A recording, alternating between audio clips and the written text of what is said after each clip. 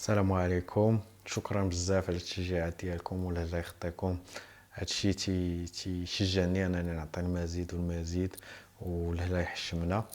موضوع الحلقه غادي يكون واحد الموضوع اللي هو شائك، بالنسبه لي تيحس في قلبي بزاف لانني تنشوف راه بزاف الناس ما تياخذوش على محمل الجد، وبالعكس يشوفوا موضوع الاستهزاء بالاخرين. وغادي نهضر على هذا الموضوع اللي هو غادي يكون بلا ما نطول عليكم.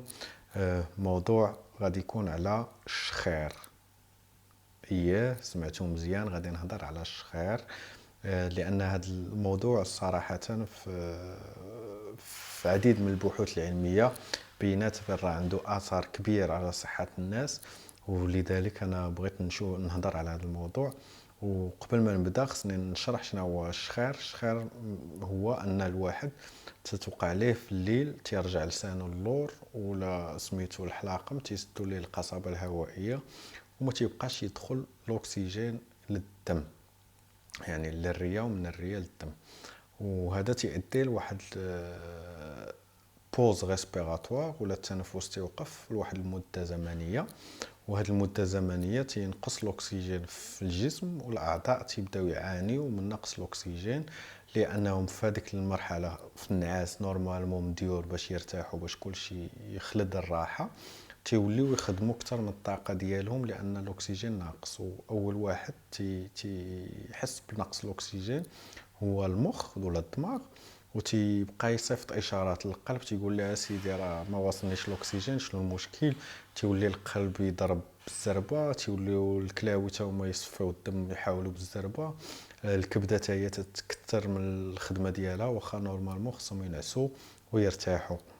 ومنين ما تينفعوش هذاك الشيء تيولي الدماغ يعطي للشخص هذاك اللي ناعس تيقول ليه فيق، راه الاكسجين ما كاينش، يولي هذاك السيد تيفيق. ومن بعد ترجع الامور كما هي وما تيحش بهذا الشيء. تيحرك تيبدل راسو سميتو تيدخل شويه الاكسجين تيرجع كلشي كما هو، من بعد تينعس تجي عاوتاني المرحله الثانيه تيوقع نفس المشكل. كاين اللي تتعاود ليه هذه القضيه 100 مره في النهار، اكثر من 100 مره في النهار، وكاين اللي تيكون عنده هذه المده نتاع الديساتوراسيون ولا نتاع نقص الاكسجين تتكون بالسوايع في الليله. وهذا الشيء علاش اللي تاثر، هذا هو الخطوره ديال هذا الشخير، تتكمن في هذه القضيه نتاع الديساتوراسيون ولا نقص الاكسجين، وتيولي يخلي على المدى البعيد كيفاش مثلا تتعرف لا غدت ليه تتولي فايق وانت ما مرتاحش، يعني عندك واحد العياء شديد، واخا نعستي ويلا فقتي تلقى راسك ديما عيان.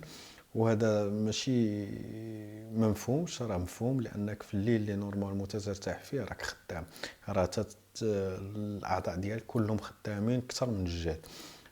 تتولي في النعاس، تتولي في النهار انت غادي وتتغفل تتبغي تنعس، يا صايك في الطوموبيل تشدك الغفله، يا خدام شي خدمه تشدك الغفله، تتبغي ديما تنعس.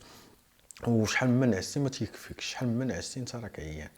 وبالنسبه للقلب عاده انا هاد الخدمه الكثيره اللي تيدير القلب في الليل وفي النهار تتأدي عليه ان تنجو عليه اضطراب في نبضات القلب، تيطلع سميتو الضغط الدموي، تيولي عندهم الطونسيون طالع. هاد الناس تيزيدوا في الوزن. ولذلك انا تنعتبر هذا الشخير حاجه مهمه. الا كنتو تتعرفوا شي واحد تيشخر، وخاصه الا كان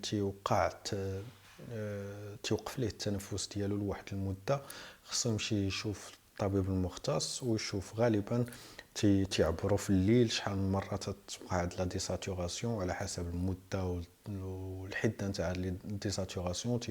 تيقولوا ليه واش يبدل لا بوزيسيون ديال النعاس، ولا يدير اباراي نتاع السيباب نتاع واحد الماسك نتاع الاكسجين اللي تتعرف على الوقت نتاع الديساتوراسيون، تتولي تعطيك الاكسجين باش تعوض هذاك النقص الحاد تاع الاكسجين في الدم، وتيرجع لك الراحه ديالك في الليل، وتتولي تنعس مرتاح وتفيق لا غدت ليه مرتاح وتخدم مرتاح. والله يشافي الجميع. وهذا هو موضوع الحلقه، قصير ولكن راه مهم جدا.